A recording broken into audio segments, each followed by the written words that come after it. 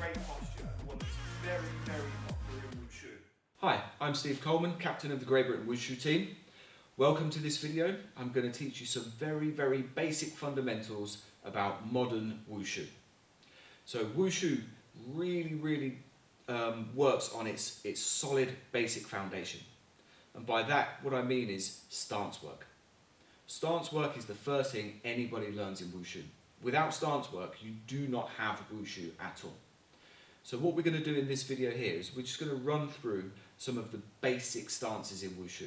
I want to show you how to do them and the physical things that you need to train in order to do them correctly and technically proficiently. The first thing we're going to learn is a horse riding stance. In Mandarin, in Wushu, they call it marble. Marble is the same as it is in Kung Fu, but it's just bigger. Okay? So to do this, we start with our feet together, like this. Okay? We take half a pace out to our left, half a pace out to our right. Okay? So we should be just over shoulder width apart. Our toes want to be facing forward. Okay? We definitely do not want to be turning out like this, because as a basic stance, we're going to be off balance. So it's toes facing forward.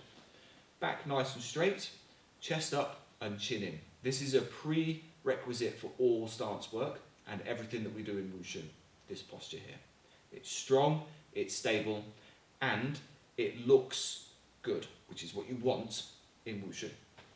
So, we start nice and simply with the hands on hips. Okay? If you want to, you can be more traditional and put the fists on the hips as well. This is fine. You might find that this is quite difficult if your flexibility around your hips is quite stiff. So what I find is hands on the hips here. We're going to bend at the knees and hinge at the waist. I'm going to try and keep our back straight and go down as far as we can. Now, the depth at which you can go down will be determined by the flexibility of your hips, your hamstrings, around your knees and the back of your ankles. In traditional Kung Fu, they typically try and hold this stance for many minutes at a time, sometimes 30-40 minutes, which is very difficult.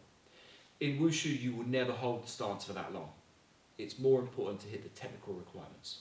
So what are the technical requirements? Well, for all stances that have a bent knee, you have to have a 90-degree angle at the knee. So it means that the top of the thigh has to be flat. In a Wushu competition, if you do not meet that technical requirement, you are deducted a mark straight away.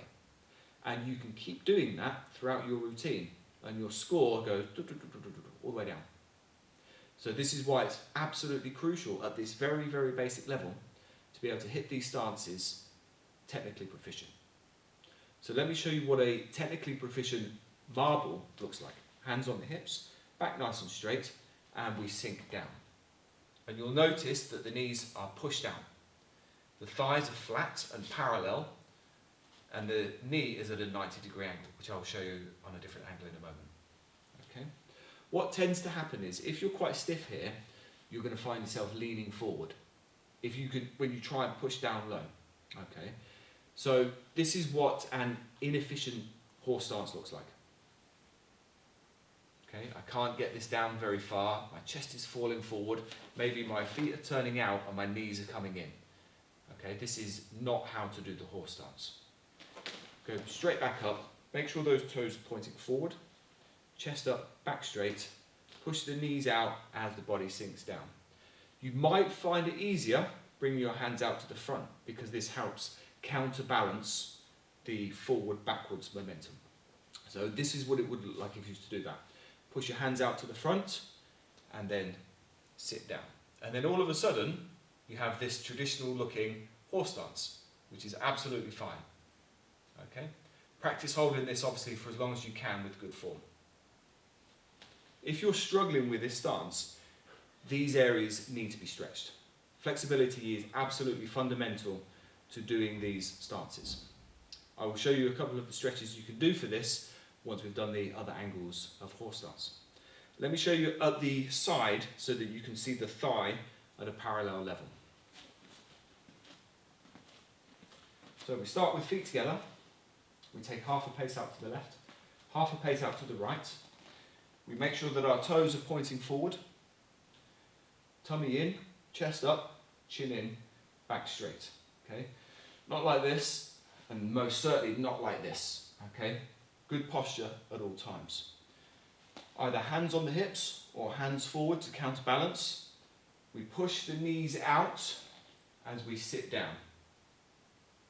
And then once we've reached the level that we need, which is flat thighs, 90 degrees, we hold that posture. And then we come back up. That is the number one stance for Wushu. Very, very important. Okay? So one more then from the back, just so you can see the other side. Half a pace out to the left, half a pace out to the right. Tummy in, chest up, chin in, back straight. And we're going to sink down, nice and low. Push everything out and sit nice and flat. And come back up. So you can train that anywhere, literally anywhere. That's the great thing about Wushu basics. If you get this stance right, all the other stances become easy, because this is the fundamental stance for Wushu. So most people are going to struggle with getting that flat thigh level with marble. In order to get that level of flexibility, we need to stretch the quadriceps, the adductors, the hamstrings and the glutes. For some people you might have stiff ankles, so we need to be able to stretch those ankles as well. A very quick and easy way to stretch these out is to do a lunge, just a simple lunge step. Hands on the hips, step forward and just bend at the knee. You should be able to feel a stretch in the quads and in the hip flexors. If that's quite easy, lift the hand up and just bring it over to the side, nice and gently. Practice holding this for maybe 30 to 60 seconds, breathing and relaxing, and then repeat on the other side. That is going to help loads with getting those hips down. Another stretch that you can do once you've had a good warm-up is a frog stretch. And a frog stretch is almost like a horse stance, but you're on the floor. So I'll show you this now. Go down to the knees, nice and simply. Okay, they only need to be just over shoulder width apart. Okay, and then hands forward on the floor and push those knees out. Okay, and all you do is just relax in that position. For a lot of people this is quite painful, but this is a great way to stretch the adductors and to allow you to get those stances down.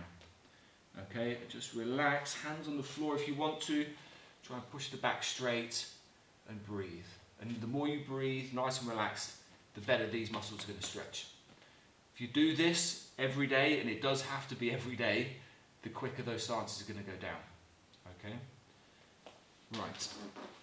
So, once you've got that horse stance down, then you can move into gongball, which is the front stance. Gongball is easier than marble, but the technical requirement is the same. With gongball, the front leg has to be 90 degrees like this. So the top of the thigh has to be flat. The back leg also has to be straight with the foot fully planted on the floor. For this I'll demonstrate it side on so that you can see what a gongball looks like. Gongball is the same width as marble. So left leg out, right leg out. We go down into marble, okay, and then we turn to the side into gongball. You'll notice that this leg is straight and this leg is 90 degrees. Same posture, chin in, back straight and chest up. Okay, that's called gongball, which is a front stance. You practice that on both sides. Gongball and marble are the first two basic stances for Wushu. I'll just show you on the right hand side. So we step out, we get our posture, we go down into marble, and then we change into gongball. Straight leg and 90 degrees. And then back up. Very good exercise. Can it be gongball, marble, gongball, marble, gongball? This is a great way to build the strength that you're going to need for doing all those Wushu jumps later on. Okay, let me just show you that quickly. Step out into marble. Hold this for however long you can hold it, even if it's just 5 seconds, and then change to gongball. Hold this, back to marble, and then back to Gumbo. And then back to marble. And this in itself is a fantastic training exercise for the strength of your legs. Once you've got these stances down, the next one is Pubu. P-U-B-U, Pubu. It means crouch stance.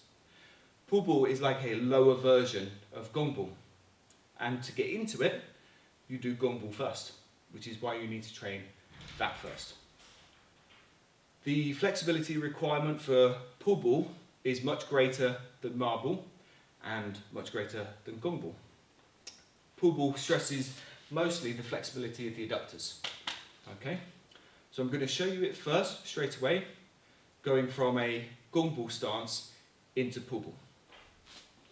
So we step out, always into marble first, then into Gumbo. Okay, and then into Pubu. So you can see it's very similar to Gumbo, but we are crouched down. We still have this straight leg, but we bend more at this knee and we face the opposite way. You can see here that the flexibility requirement on this side is much greater. Also, this foot cannot come off the floor or be turned forwards. And the back foot, the heel, must stay down. It must stay down. Otherwise, these are technical deductions in a competition routine. Okay? So, how do we get to Pubu? Basically, if you continue to do Gumbo and stretch that back leg, your Pubu will eventually drop down like this. However, there is a much, much better stretching exercise that you can do to help that. So let me show you first. We go back to the frog stretch that we were doing for marble. We get the knees out and the feet out. We keep the back straight. So this is great for marble, but all we need to do is we need to extend one leg to get to Pubu. So we go from there, we pull that leg forward, and you'll notice that this now looks like a Pubu. The only difference is my knee is down rather than my foot.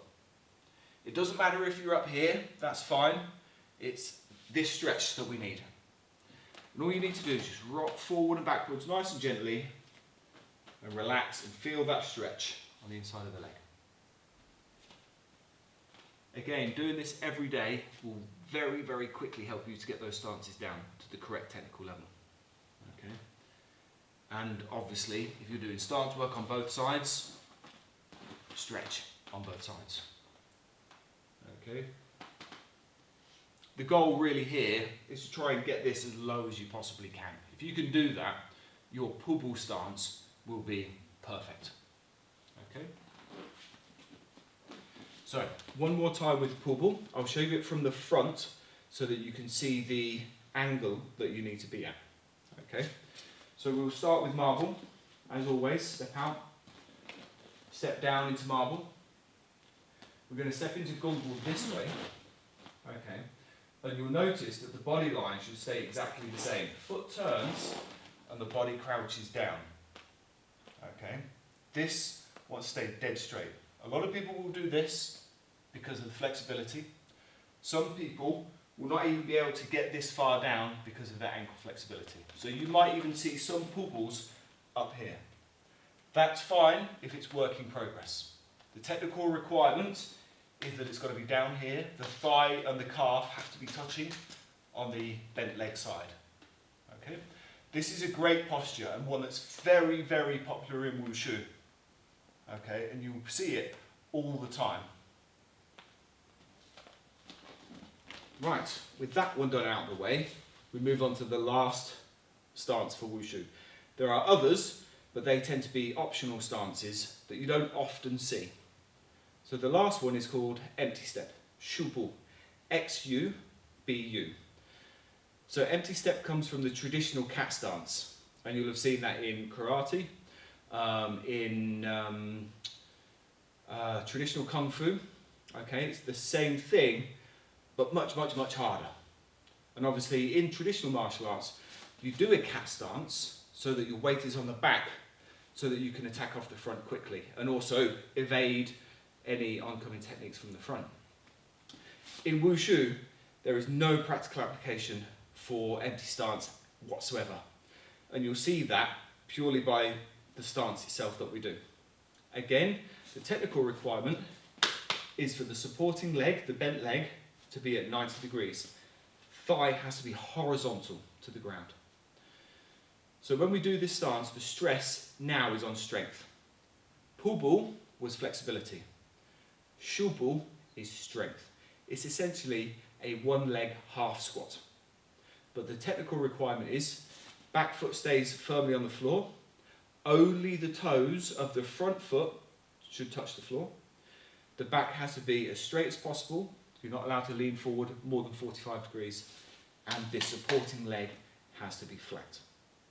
So I'll start by showing you a technically proficient shoe ball. Okay. We step out at 45 degrees. Foot comes in and then it goes out.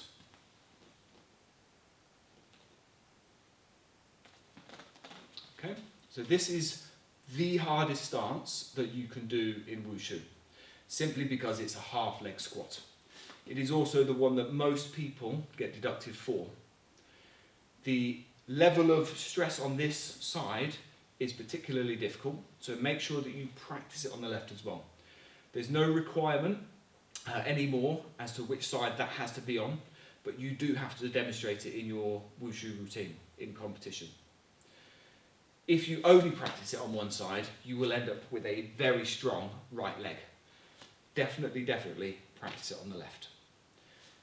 In the time that I've learnt Wushu, I was always predominantly taught to do it on my right side, and the requirement when I was much younger was only to do it on the right side. As a result, the strength that I have in the right is vastly different from the left. And even to this day, I cannot produce a technically proficient left-sided shoe ball, but I can on the right. So obviously I do it on the right. I also do train it on the left. I'm just not that good on the left anymore. So to get this shoe ball, the best thing you can do is hold on to something and lower your body down into the stance. Okay, whether that's a piece of rope or a hand on the wall, okay, something just to support your body weight, so that when you're moving into that stance, you can get yourself down to the right level that you need and hold it there. Okay, it's an isometric training tool. The best way to do that then is just get in front of the mirror and do it. Okay, very difficult, but one of the nicest looking stances, and very signatory of Wushu. You won't see an empty stance like that in any other discipline. No martial arts, no dance, nothing like that. Okay, so if you ever see people doing a very flat shoe ball, they are definitely Wushu trained. It's also a good judge to see if that person is actually any good at Wushu. Okay, a lot of people might claim to do Wushu. The best thing to do is say, okay, show me your empty stance, your shoe ball. If it's anything but flat, then they probably haven't trained for that long. Okay, good technical Wushu means you have a good shoe ball. I'll show you from the side. Foot out, foot in front, and down.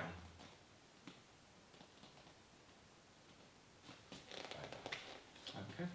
Typically this stance is done at the end of your routine, which is very difficult, but a great stance to be learning.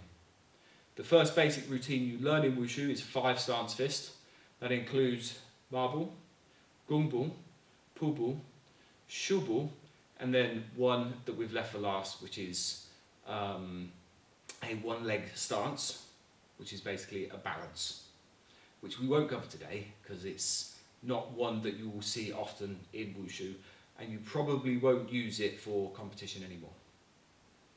Okay, so before you move on to kicks and punches and weapons and jump kicks and all the stuff that you will have seen in Wushu, learn this first. Stance work is absolutely key to your foundation. Good luck. If you have any questions, check me out on social media and I'll get back to you and help you out with any of these stances and the flexibility.